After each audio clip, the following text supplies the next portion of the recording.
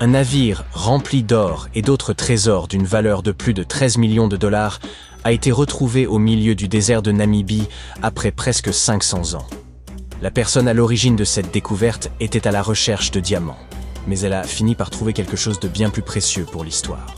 Il y avait des blocs de cuivre, du bois, des tuyaux et des défenses d'éléphants. Les mineurs sur place ont appelé un archéologue qui s'est vite rendu compte qu'il ne s'agissait pas d'une plage perturbée comme il le pensait, mais bien d'une épave. Toutes les preuves indiquaient qu'il s'agissait d'un navire marchand portugais, le Bom Jesus, qui avait disparu au XVIe siècle. Les experts pensent qu'il s'agissait d'un type de navire spécial, plus grand, plus solide et plus performant que les anciens navires du Portugal et d'Espagne. Ces navires étaient construits pour emmener les explorateurs portugais dans de longs voyages vers des contrées lointaines comme l'Inde, la Chine et le Japon, et revenir avec des tonnes de marchandises. Le Bom Jesus transportait probablement des trésors de Lisbonne, la capitale portugaise, vers l'ouest de l'Inde. Mais il semble qu'en contournant la pointe sud de l'Afrique, près de la Namibie, une grosse tempête ait poussé le navire trop près du rivage.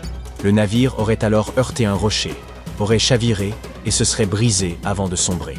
Les archéologues ont trouvé sous l'eau le trésor du capitaine, qui s'est probablement échappé lorsque la coque en bois du navire s'est rompue.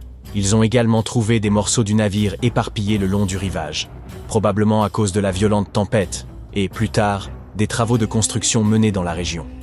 La tempête a dû être très violente, mais comme ils n'ont pas trouvé beaucoup d'os, ils pensent que la plupart des membres de l'équipage ont survécu ou ont été perdus en mer. Le navire était divisé en 3 sections et était incroyablement bien conservé, grâce aux épaisses couches de sable qui le recouvraient et l'empêchèrent de pourrir. Les archéologues qui ont étudié l'épave ont découvert plus de 40 tonnes de fret. Il y avait des canons, des épées, des blocs de métal, du plomb et de l'étain, des tissus et des outils que les marins utilisaient pour se repérer avec les étoiles lorsqu'ils traversèrent l'océan. Mais la découverte la plus passionnante reste celle de 1845 lingots de cuivre, pesant au total 16 à 17 tonnes. Ces lingots de cuivre, des morceaux de métal pur, sont encore en très bon état car la coque du navire et les couches de sable les ont protégés de l'eau de mer. Les scientifiques ont même réussi à lire les marques qu'on avait gravées dessus et ont appris qu'ils avaient été fabriqués par une très riche société commerciale allemande. Il y avait également plus de 2000 pièces d'or et d'argent provenant de différents pays, et 105 énormes défenses d'éléphants pesant environ 2 tonnes. Les défenses étaient probablement destinées à devenir des objets de luxe, tels que des bijoux ou des sculptures. Les archéologues ont prélevé des échantillons d'ADN sur les défenses et ont découvert qu'elles provenaient d'éléphants des forêts et des savanes d'Afrique de l'Ouest. Les chercheurs ont eu de la chance, car le navire se trouvait dans une zone d'extraction de diamants à accès restreint. Aucun pilleur n'avait pu mettre la main sur les trésors avant eux. Le Bom Jesus reste l'épave la plus ancienne et la plus précieuse jamais découverte au large de la côte ouest de l'Afrique subsaharienne. Une autre épave récemment découverte par hasard était enfouie sous une dune de sable de 3 mètres de haut près de la mer Caspienne.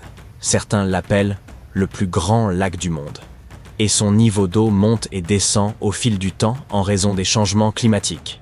Ces changements peuvent déplacer le sable et mettre au jour, le long de la côte, des objets tels que cette épave et d'autres trésors. C'est en raison de la lente disparition de la dune que le navire a commencé à apparaître. Avant de la déterrer, les scientifiques craignaient que les vagues n'endommagent que l'épave. Pour la protéger, ils ont érigé un mur avec plusieurs milliers de sacs de sable, formant une digue. Lorsque le navire a enfin été désenfoui, ils ont découvert qu'il s'agissait d'un vaisseau marchand à 3 mâts de 28 mètres de long, avec une double coque solide. Des échantillons de bois ont permis de déterminer que le navire avait été construit entre le XVIIIe et le XIXe siècle à partir d'arbres tels que le pin sylvestre, l'épicéa et le mélèze provenant de la région de la Volga ou du Caucase. Ils ont même trouvé du sarrasin et des plantes de la même région, qui étaient probablement échangées ou utilisées pour nourrir les marins. Cela prouve que le navire faisait partie d'un groupe de navires marchands qui naviguaient autrefois sur la mer Caspienne. Un jour, un pêcheur amateur qui avait plongé à 6 mètres sous la mer au large des côtes de la Turquie a remarqué d'énormes restes métalliques. Il avait une caméra sous-marine, il a donc filmé sa découverte et l'a apportée à des scientifiques. Ils ont immédiatement ouvert une enquête et ont appris qu'il devait s'agir d'une épave des premières décennies du XXe siècle. Il s'agirait d'un navire de l'Empire ottoman qui avait pour mission de livrer des marchandises, mais qui avait disparu sans laisser de traces. les scientifiques ont obtenu la permission d'étudier cette épave de la mer Noire en détail afin d'en apprendre davantage sur ses mystères. Ils espèrent trouver ses papiers d'identité, ce qui leur permettra d'obtenir quelques réponses, car le navire lui-même est en très mauvais état et difficile à manipuler. Des robots sous-marins appartenant à une compagnie pétrolière et gazière ont repéré des centaines d'anciennes amphores intactes sur le fond marin de la Méditerranée orientale. Les experts pensent que ces amphores ont 3300 ans. Il s'agirait donc de la plus ancienne épave de navire découverte en haute mer. Les amphores étaient probablement utilisées pour stocker de l'huile ou d'autres produits agricoles, tels que des fruits. Cela prouve que les personnes qui les avaient fabriquées s'occupaient également de commerce maritime et possédèrent des compétences incroyables en matière de navigation. Cela nous indique aussi que les marins de l'Antiquité étaient capables de traverser la Méditerranée sans avoir à se repérer d'après les côtes.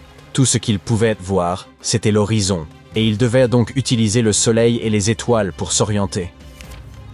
Au large des côtes siciliennes, sous 6 mètres de sable et de roches, des archéologues ont découvert une épave si ancienne qu'ils ne sont même pas sûrs des matériaux utilisés pour la construire. Ils pensent que le navire date du VE ou 6e siècle avant notre ère, ce qui signifie qu'il aurait plus de 2500 ans. Ce navire ancien n'était pas seul. Les chercheurs ont également trouvé 2 ancres en fer en forme de T inversées datant du 7e siècle de notre ère environ, ainsi que 4 ancres en pierre datant de la préhistoire à proximité. L'une des ancres en pierre était cassée, et il se peut qu'elle ait été fixée au fond marin à l'aide de morceaux de bois. Ils ont découvert que le navire lui-même avait été construit selon la technique de la coque. Les planches de bois du navire étaient ainsi étroitement assemblées qu'elles pouvaient à elles seules soutenir le navire, avec des poutres supplémentaires ajoutées juste pour le rendre plus robuste. Malheureusement, la coque en bois du navire est aujourd'hui très fragile, car de minuscules créatures marines l'ont endommagée au fil des siècles. Les scientifiques sont très prudents lorsqu'ils l'étudient, et veillent à ce qu'elle ne se désagrège pas. Cette découverte est très importante, car le navire a été construit à une époque où la Sicile était un endroit très stratégique pour le commerce régional. À cette époque, les Grecs et les Puniques tentaient de prendre le contrôle des mers, bien avant que Rome ne devienne la puissance dominante de la Méditerranée. En étudiant ce navire, les scientifiques espèrent en apprendre davantage sur la façon dont les gens voyageaient et faisaient du commerce à cette époque lointaine. Une autre épave, cette fois au large des côtes du Kenya, pourrait provenir du dernier voyage de Vasco de Gama. Cet explorateur portugais fut le premier Européen à atteindre l'Inde par la mer en contournant le cap de Bonne-Espérance. Des pêcheurs locaux ont découvert l'épave en question en 2013. Lorsqu'un archéologue sous-marin est venu l'examiner, il a trouvé quelques trésors, des défenses d'éléphants et de précieux lingots de cuivre. Si cette découverte a vraiment un rapport avec Vasco de Gama, elle doit dater du XVIe siècle. 1524 fut l'année de son 3e et dernier voyage en Inde. De Gama dirigeait une immense flotte de 20 navires, dont l'un était le São Jorge. La majeure partie du vaisseau est cachée sous des couches de corail, et toute une équipe de scientifiques creuse soigneusement des tranchées pour retrouver des parties de la charpente et de la coque du navire.